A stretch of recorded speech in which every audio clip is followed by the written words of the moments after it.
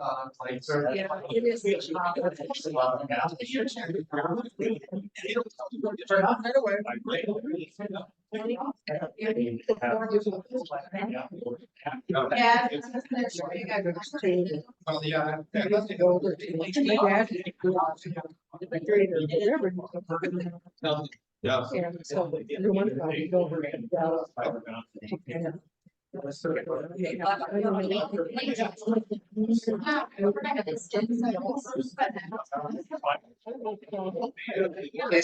Pledge of Allegiance.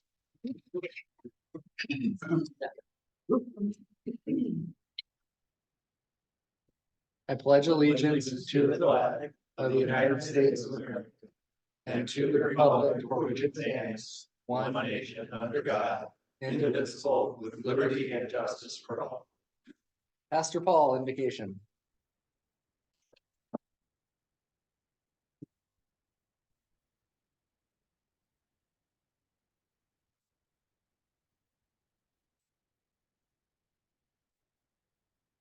Let us pray. O Lord our God, you gather us in to feed us with this meal and share the fellowship of Rotary. For all your blessings, we give you thanks. Send us out to promote the objects of Rotary, to promote peace, to fight disease, to provide clean water and sanitation, to save mothers and children, to support education, and to grow local economies.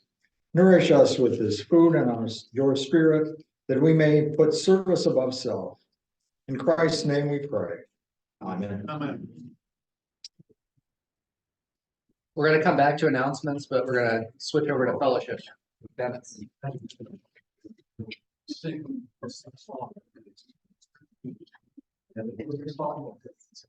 All right, continuing with the question I asked a couple of weeks ago involving the president and Air Force One, we're going to stick with some federal government questions. We'll start back here with Lynn and Andrew, and at your table. And by the way, everybody look at Andrew and say happy birthday today. All right. Our president is not singing. Okay, Lynn, Andrew, your table. Which president of the United States signed into law the legislation that created the Secret Service? You know, whose job is to protect the president. Who signed that into law?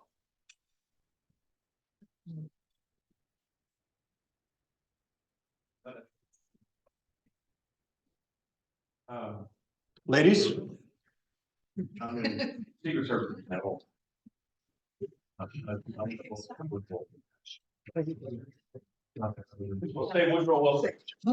Abraham Lincoln signed into law the legislation to create the Secret Service, and about 2 hours later, he and his wife went down to Ford Theater to watch a play. Because the Secret Service, it was law, but it wasn't going to take effect until the next day. I'm sorry, Andy, what? Nothing. Okay. Okay, Gary. Your table. Which president of the United States genuinely and correctly, as it turned out, the historians figured out, which president of the United States genuinely feared a military coup?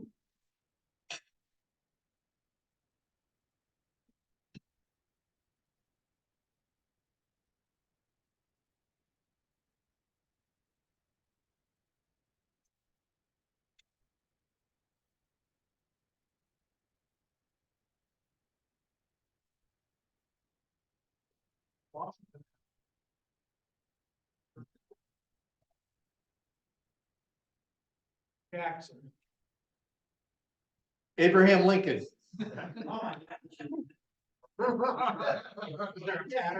Okay, question up here for the head table. Which future president of the United States was speaking outdoors at a Lions Club event, and all of the people that were there that night watching this person who would eventually become president of the United States believe they saw an unidentified flying object, a UFO. Who was that president, future president? Brady. John F. Kennedy. The future president, known as Jimmy Carter, was speaking to the Lions Club in somewhere in Georgia, and someone interrupted him and said, "Excuse me, Governor, what's that?"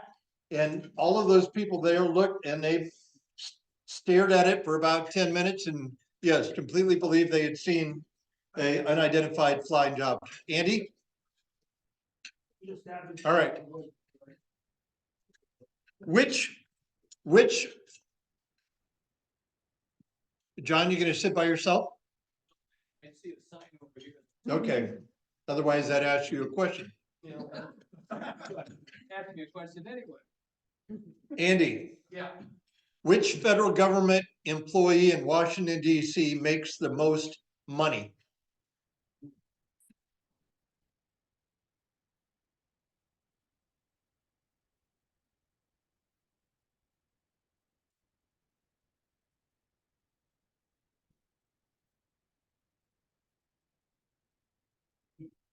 The head of the Library of Congress.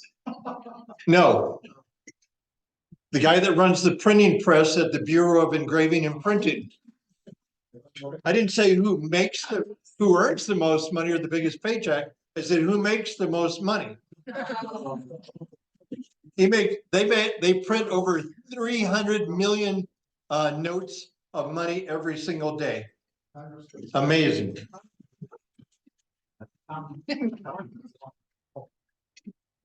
They,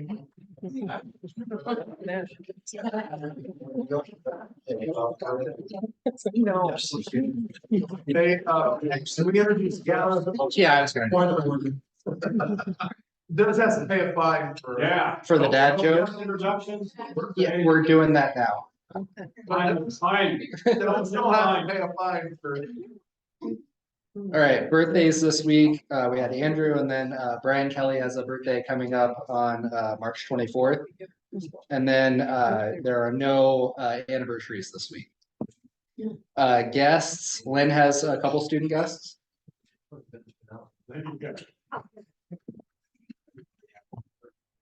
Not only am I eating, but I'm looking for money. I have two students from both Warren and State Shop that are close. And this is their only time to come, so I thought maybe they could speak. Oh, look how polite. How fancy. Hi everyone, my name is Lauren Womberg. I'm from Fulton. I've been admitted and plan on attending St. Ambrose University in Davenport. I have received a full ride tuition there, so I'm very excited. I plan to go into nursing, and I'm actually shadowing a nurse practitioner currently. I'm really enjoying it, so I plan to further my education and get my nurse practitioner license.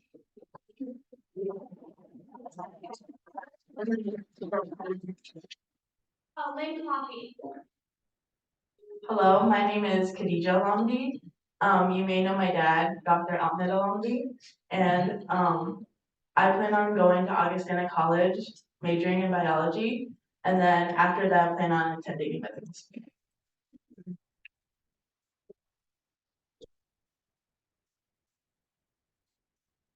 Gary, I'll let you introduce the other student guests. I guess my injured one is, this is her last time, so I don't know if we're gonna allow her to still sit and talk or. Juliana Clark. Oh, okay, I'll figure it out. I'll send it. She's scared of microphone. No, never. I did have knee surgery on Wednesday, so I'm a little not very steady on my feet. But my name is Juliana Clark. I go to Clinton High School. I'm a senior there this year. Some of the things I'm involved in, I'm a girl wrestler, which is what happened to my knee.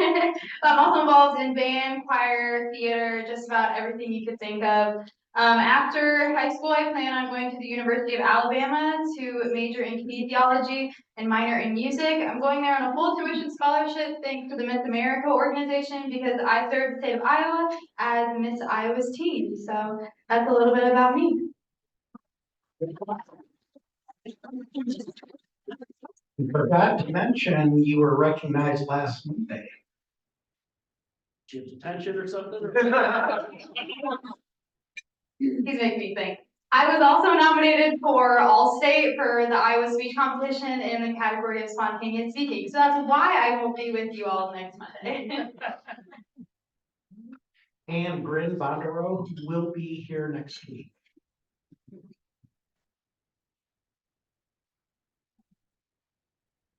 All right, thanks to all our students for joining us. Susan has an announcement. The Clinton Public Library is having a Brooklyn ribbon cutting April 9th, which is Tuesday at 4 o'clock for our new youth services space in the lower level. So we hope you can join us.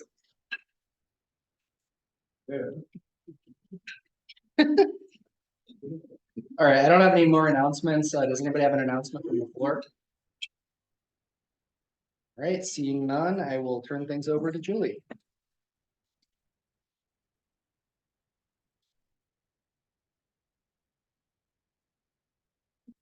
Good afternoon.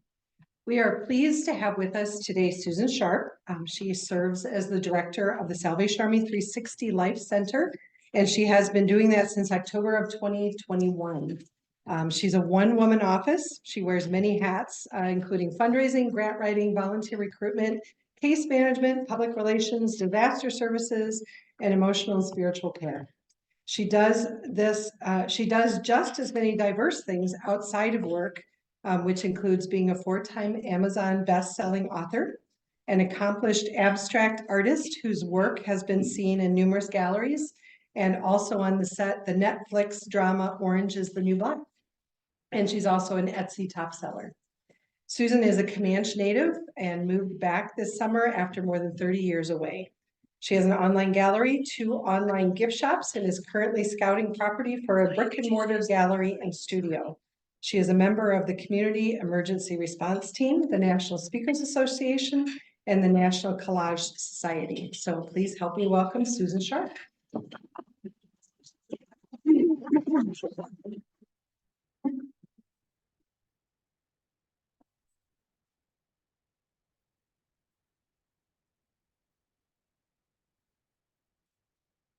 I got it. Well, good afternoon. Before I speak to any group, I usually do a fair amount of audience analysis. And to say that I am impressed by the breadth of your personal and collective achievements in the room is an understatement. Over 100 years of service to the area, more degrees among your current membership than I can even count, and a clear heart for people comes through loud and clear in your public information. So if nobody's told you yet, it's Monday. So if nobody's told you yet, go you. You're doing great things, and I'm proud of you. I'm especially proud of the ideals that you've held for so long, since 1915. In a me kind of world, you have remained steadfast to others. So imagine my delight when I found this image on your website. So thrilled to have a little bit of the Salvation Army on your website. And I want to thank you for helping us to help the most vulnerable in Clinton County. You have been a partner for a long time, and I'm so appreciative of that. And I'm thankful for your partnership because your commitment reminds me of a story connected to the Salvation Army. William Booth, the founder of the Salvation Army, was at the end of his life in 1910 and could not attend the annual convention. And he wanted to send word to the officers that were really beleaguered with stress and exhaustion at the end of a long fundraising campaign. And so someone near the general suggested that Booth send a telegram to sort of champion the soldiers to keep moving on. And Booth agreed to do so, but funds were very limited. And telegrams were charged by the word. So he wanted to send a one-word message. And he thought long and hard about what he could say that would encompass his life of service, the vision and mission of the Salvation Army, and encourage the troops to keep working very hard. And so when the thousands of delegates met, the moderator announced that Booth could not be with them, but across the crowd swept this doom and gloom. They were very disappointed that he was not there. But the moderator then said, Booth sent a telegram to encourage you. And when he opened the message, there was just one word. And the telegram read, others. And I think it's clear to me that the Rotary and the Salvation Army have many shared values that go beyond branding and brochures, and that is others with an exclamation point. You show me in your website, and just by knowing some of you, that you are concerned with others. So that's so evident to me in the lines in your leadership bios that acknowledge spouses and children for your success. In references to faith and service that leap off the page, and in the countless instances of people that you have helped, you are living William Booth's ideal of living for others. And that is why I work for the Salvation Army. I could go on and I will tell you more about that, but that is in a nutshell why I work for the Salvation Army. So I know that Andy's a history geek, but for others of you that love history, I want to share with you a few key moments in Salvation Army history. So the Salvation Army was established in London in 1865. 20 years later, that movement in London spread across the world. And right here in Clinton, we opened an office in 1885. So that just shows you how quickly this organization grew. I mean, I don't think I really understood that. How, 20 years and they're from London to Clinton. And we were one of many in the area. Red Kettle fundraising is alluded to in the newspapers. And early Red Kettle fundraising was people singing around a red kind of bucket. And they were singing and sometimes playing instruments. And that little thing about them singing turned into a whole music program within the Salvation Army. There's music training, both band, choir, even drama steeps in there somewhere as a commitment to the arts. And it's part of why I was hired for my arts background in Clinton. So they really value the arts in the Salvation Army. And that Red Kettle fundraising, even though it was very crude compared to how we're organized today, is in the Herald archives as 1895. Excuse me. It's that allergy season where everything wants to drain. And then from 1895 to they started thinking about other ways to reach people. Of course, the early years of the Salvation Army were about trying to address addiction and poverty. And then the Galveston, Texas hurricane hit in 1900. And it was clear to the Salvation Army that they needed to do something more. And I was reminded recently in looking at a documentary on weather phenomenon, just where the Galveston, Texas hurricane ranks. And it's still the most devastating hurricane in American history. 8,000 to 12,000 people were killed. Hurricane Katrina was 1,800 to 2,000, they say. So just think of the magnitude of that.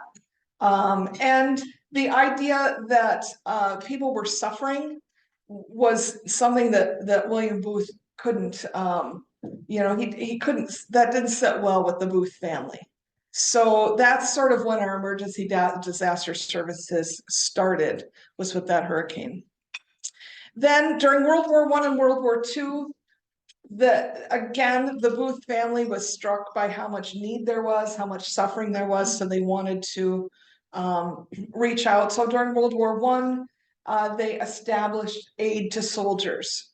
And by country, the Salvation Army would send people to the front lines to aid soldiers. The Donut Lassies is sort of an iconic image from the Salvation Army where they would take, you know, the soldiers' hats, the metal soldiers' hats, and put them over a fire and fry donuts as a little comfort from home for soldiers. And so every June, yeah, you likely will see that Salvation Army is giving donuts away by the droves as a little nod to those ladies on the front line. Then during World War II, again, the idea that Salvation Army had was to provide comfort measures for those on the front lines. So during World War II, they expanded what we know today as a canteen. We still call them canteens, a mobile effort to food and to provide food and comfort for those on the front line. And so the Red Shield was added to canteens.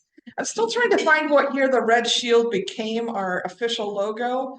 Not quite sure about that. I have some discrepancies in the history, but at some point they adopted the Red Shield as our logo, and it's still ranked as one of the top 10 most identifiable branding in advertising history. So the Salvation Army Corps in Clinton closed in 2021. And then within 6 months, we reopened as a 360 Life Center. They're called service extension units. They want to extend the service that was provided by a Corps in the past, but on a smaller schedule, or a smaller scale, I should say. So we sold the building, the Salvation Army Church building, to Information and Referral. And now we rent a small office back in that same building just for continuity of service, that people would know we were there. That I was hired in October of 21, so we closed in June. I got hired in October because it was evident there would need to be a transition. And for those of you that might have been in the Salvation Army Church, there was a lot of bitterness that we left, a lot of hurt feelings that we left and closed as a church. And so I'd spent those first few months trying to essentially win people over, to tell them we were going to be here for the long haul, to sort of mend those broken relationships. And I did a fair amount of praying for people and with people from the former Salvation Army Church. And I feel badly that it went that way, all prior to me, so I can't take any blame, but I still feel badly that it happened like that. And in 2024, just in the last few months, we have added our own disaster service team. I'm now a team of one, but I hope to be a team of more than that soon. I just recruited one volunteer. I have another doing the paperwork. And so I'll do a shameless plug here for volunteers. If you have any interest in being a part of responding mostly to house fires, I would love to have you as a disaster service volunteer. I really need 5. That would be my minimum number, but you know, I'll take whatever I can get. I won't call you in the middle of the night if you can't respond. But I got called to that house fire on 9th Street in February, and they called me about 2 a.m. and I quickly learned that I am not 25 anymore. And so it took me a full half day to recover from that, because I think I got home about 5:30 a.m. and felt like I had, you know, when I was younger, maybe had been out all night. You remember when people used to call you and you'd go out at 10? Yeah. Yeah. I no longer can do that. I pay the price for that. So what do we do? How are we different than a core church? This is how I divide my time: emotional, spiritual care. It's my privilege to pray with and for people every day. I think that's probably my highest calling, is to meet somebody when they are in crisis, and to meet somebody when they are really, really thinking that God has abandoned them. To be there in that moment is very special to me. Economic empowerment. Well, I'm sort of going off the handout now, telling you what we do under each of these. Under spiritual support, I also do a weekly Bible study at noon noon to 12:45. Anyone's welcome. Bring your lunch. Come when you can, leave when you must. It's a quick topical study every week. I think the idea of sharing hope in a world that seems very hopeless is also something I feel privileged to do. I think when you have faith, it's your job to share it, right? It's your job to share that. So economic empowerment, what I mean by that is I do a skill development with people. I help them put a resume together. We practice interviewing skills. I'm shocked at the number of people that don't have basic interviewing skills.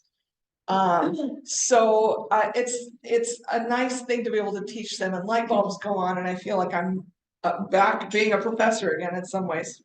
Then I help them just the world of online resumes, you know, the robots that scan resumes. Most people don't know about those. And if your resume doesn't have the keywords in that job description, that resume gets tossed out by Indeed before it ever gets to a person. So I think things like that are necessary to show people. And of course, we hire bell ringers. We will always hire bell ringers. We don't hire bell ringers because we can't get volunteers. I think that's a myth. We hire bell ringers as an economic empowerment motive to help people out of poverty. That will always be one of our missions. Emergency disaster services, as I said, house fires, other disasters. Part of that is knowing the other agencies which provide services, and the Red Cross is a big partner of ours. I know that the Red Cross is no longer in Clinton. They respond out of Dubuque. And so I have a feeling that our emergency disaster services are going to be growing, because now the fire chiefs know that there is someone that they can call that will be on scene. Right now, I think, like this fire in February, I was called at like 2:30 a.m. and Red Cross did respond, but it was at 10:30 the next morning. So they're not going to be, I will probably always be first on scene. And so I think our disaster services component is going to grow because the Red Cross isn't as available. And then social services, obviously I do a lot of referrals with other agencies. So I'm thankful to have, Julie and I were talking, I'm thankful to have information referral right across the hall.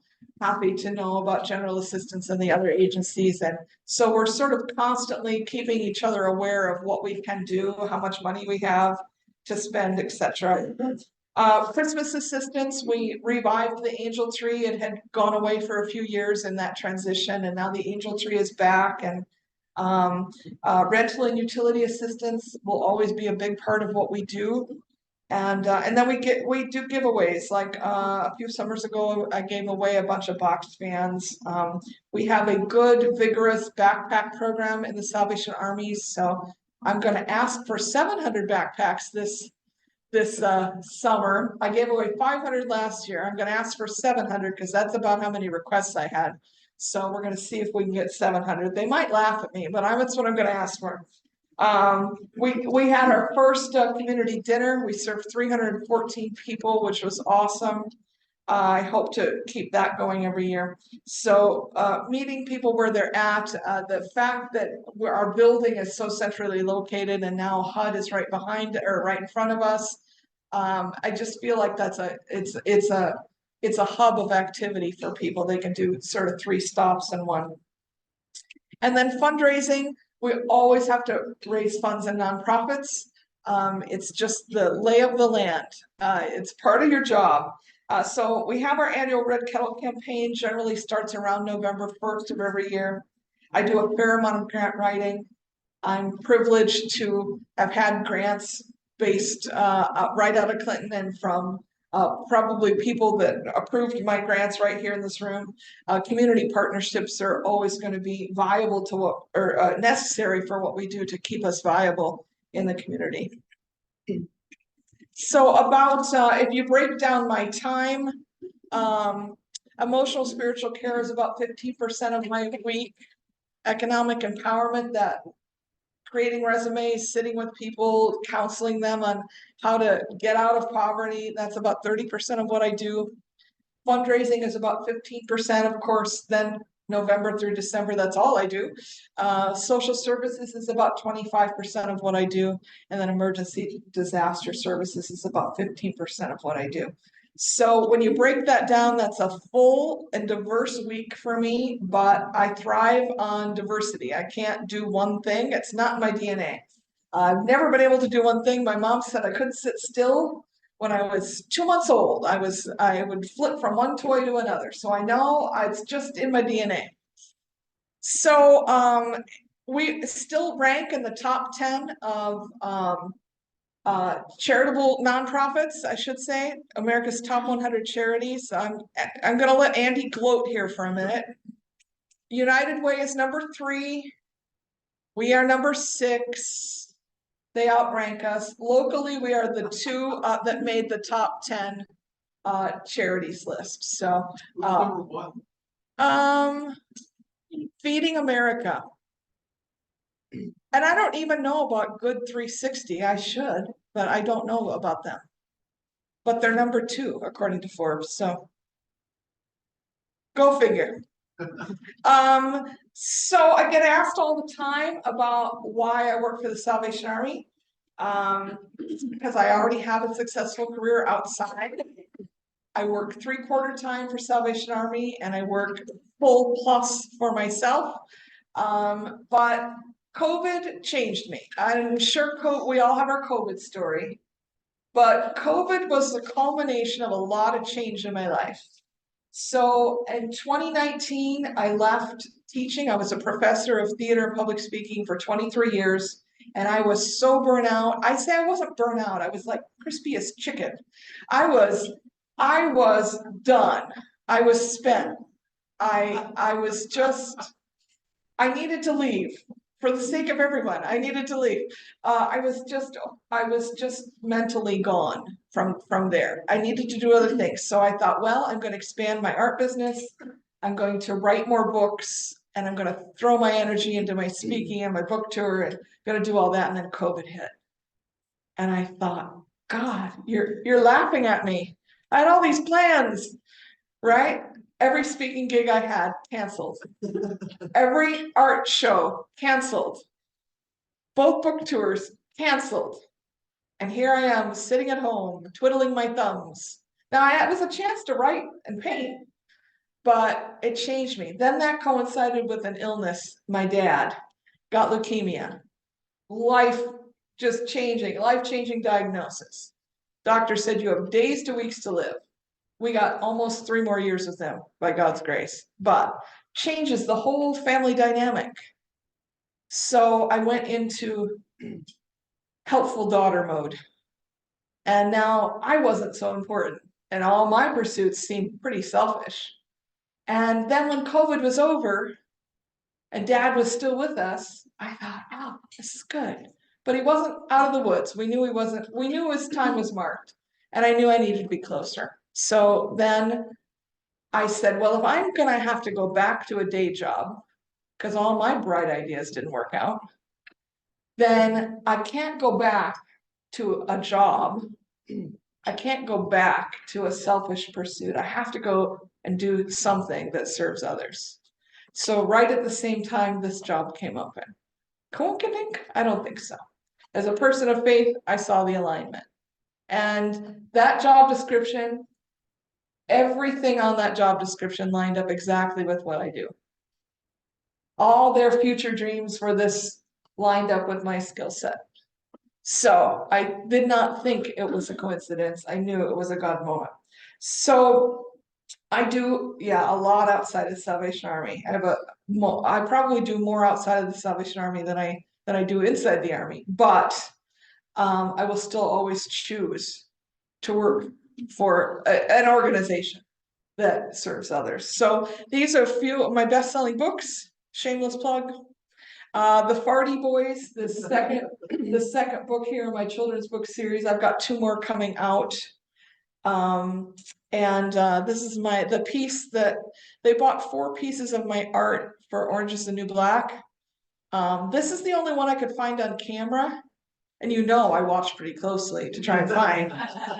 No, I did, but this is the only one I could find. They bought some Christmas decorations, that was supposed to be in a Christmas episode. They might have been there, but not close enough. So that was pretty exciting. That got me a few gallery shows I never probably would have gotten otherwise. So that was cool. Here's a little bit more of my art. I'm an abstract artist. So the color's not coming very well through there, but bright orange, bright pink. My clientele yes, I will sell to individuals, but that's not my target market. My target market is corporations, hospitals, hotels. I say that I paint for waiting and working spaces. So if you have to wait, knowing how many times I've waited for parents, sister, whatever, in a hospital waiting room, waiting to find out that news. Hospital art is some of the worst in the world. It is. It's like they take everything that was left over from the storeroom. So my goal is to be in every hospital I can be in as a little bit of joy, as a little bit of comfort, as maybe as a conversation piece to help people through those times. Little shameless plug.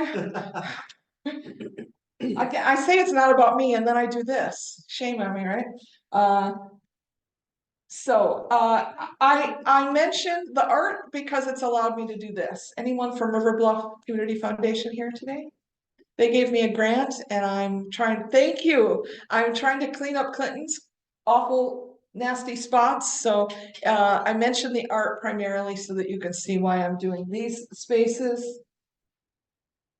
You've all driven by them. You didn't know where they came from.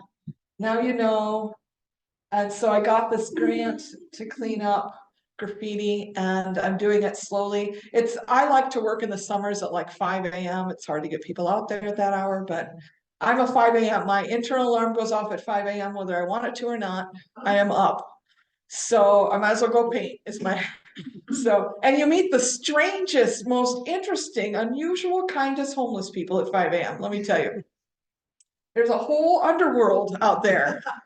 I had no knowledge of, but boy, do they want to tell you your life story. And again, I'm pleased to listen. Who else is going to listen to them at 5 a.m. on the street? So some of them even pick up a paintbrush and help, which I find very endearing. But we have done 7 locations. We're going to do 7 to 10 more if anyone wants to paint. Also an opportunity if you'd like to help clean up graffiti. So I will always work for somebody else. I think the idea of serving others was William Booth's vision of the Salvation Army. I'm pleased to be doing that in my own way in Clinton. And I think the strength of any nonprofit is its volunteers. And so there's always an opportunity to volunteer if any of you so desire. But thank you for your time.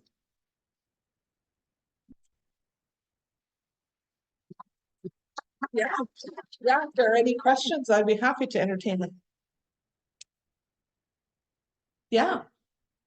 No, you said your little girl, I used to work at the Bacon Command, your dad was a great guy. I just want to say that, that's not why I raised my hand, but I wanted to tell you. Thank you. I'm bouncing in there with you. Yes. I got a good memory, but no, I was just curious, how do you get the word out to people that you offer these services? I know, so it's hard sometimes to get that out there. Yeah. Well, doing this, I've spoken about every group in Clinton now. So I'm glad to finally speak to you guys. I think this is important, and then I think then you share it and it sort of becomes viral. I'm trying to develop our website and our pages on Facebook. I'm constantly getting new followers on Facebook, so I think social media is big. Salvation Army has not quite gone into the world of Instagram. I'm trying to convince them we need to be there. But so I think it's little steps. It's thankfully the Herald publishes almost everything I send them. So I'm very thankful for their partnership. They've plugged my community dinner. You all know that how awesome that is to have a media partner on your side, but it's hard work, and it's I think one of my ongoing things is to, one, tell people that we're not the thrift store and we have nothing to do with them. They are run out of Davenport. It's not even run out of our, a lot of 360s life centers do have thrift stores. We are just not one of them. Our local thrift store is operated by the Davenport Corps and the money goes there. The money you spend at the thrift store, do spend, but just know that a lot of people say, oh, I shopped at the thrift store. I chose Salvation Army over Goodwill, so it'll help you. And I'm just like, it doesn't help me. Do shop there. It helps Davenport. It's doing good things. It's just not helping me. So, but it's a constant conversation, constant clarifying, that we don't, everybody, I get a call twice a week. What time is your church service? We don't have church services. We're not a core anyway. It's just a constant conversation, sort of, and we'll get there. I won't probably have these questions in a few years, I don't think, but it's chipping away at the, Welcome back. well, thank you. Thank you. I never left. Don't get me. Hey, we need people that stay put. Yes, When you jump out of bed at 3 a.m. and go to a residential fire, what services do you give them? What do you do at the scene? yeah, good question. So I bring snacks. I bring my notepad. I listen. I do a lot of listening. So I want to provide snacks, water, Gatorade, whatever for firefighters and victims. I think those comfort measures go a long way to relaxing people. And then I just listen. What do they need? For the fire in February, 2 families in that house, they lost everything. And they literally, the kids didn't even have socks on. They just had to flee the house that quickly. So I am my mother's daughter. So in my car, I have about everything one could need. You just name it. It's like the let's make a deal of vehicles. I have it. So in my car, I had 3 pairs of socks that mom said, just donate these to information referral next time you go. So I had 3 pairs of socks. I had any number of various things. So I was able to do that. So then the question becomes, is the house a total loss or not? Can they get back in or not? Well, this is a total loss. Where are they going to sleep that night? So then I get on the phone and I liaise with the hotel and try to get the hotel for them. Then they need to get there. And I'm not supposed to transport anyone. It's a Salvation Army liability thing. I don't transport anyone. This comes out of numerous lawsuits. As you know, we live in a legal world. So I can't transport anyone. So then I have to find transportation for them to the hotel. Then once they're at the hotel, they still don't have everything they need. And I have to liaise with the Red Cross to make sure that the Red Cross will come. And so it's a lot of little things and none of them are difficult, but you just have to do it. And now I want you to add in that, I want you to imagine this woman's lost everything. She's a single mother, 2 small children, and she is hysterical because the fire chief just told her, we don't think we're going to be able to save your car.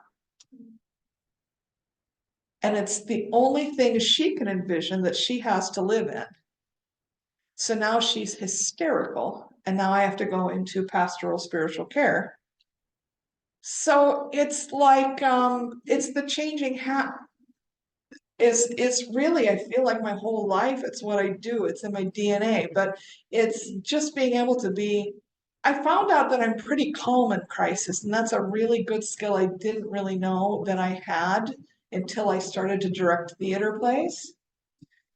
And then you have people that are hysterical because they can't remember their lines and their skirt just ripped. And I didn't realize all the skills I had learned in my theater career of being able to sew something on the fly or duct tape a hem or calm an actor down. It's all my theater skills coming right back to work in emergency disaster services. I would have never made that parallel. But in fact, there's a lot of parallels there. And then just acting like I know what I'm doing. And sometimes I don't. Sometimes I really don't know what to do. But I can't let them know that. I have to be the strong one. I have to be the one that says, don't worry, we're going to get through this. I don't have no idea how we're going to, but we're going to. And then, of course, I'm praying the entire time. Because that's also in my DNA. Good question, I appreciate it. Any other questions? Well, thank you so much.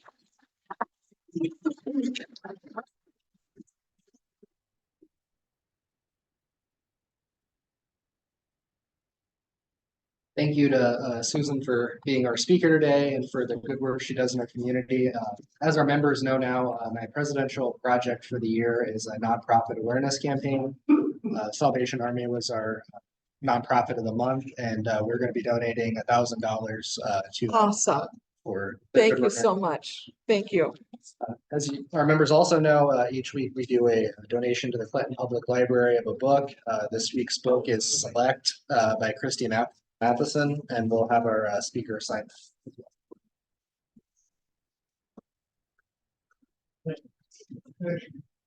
Thank you to Pastor Paul for invocation, to Dennis for fellowship, Rod for greeting, Julie for arranging our speaker, and this year's Rotary theme is Create Hope in the World.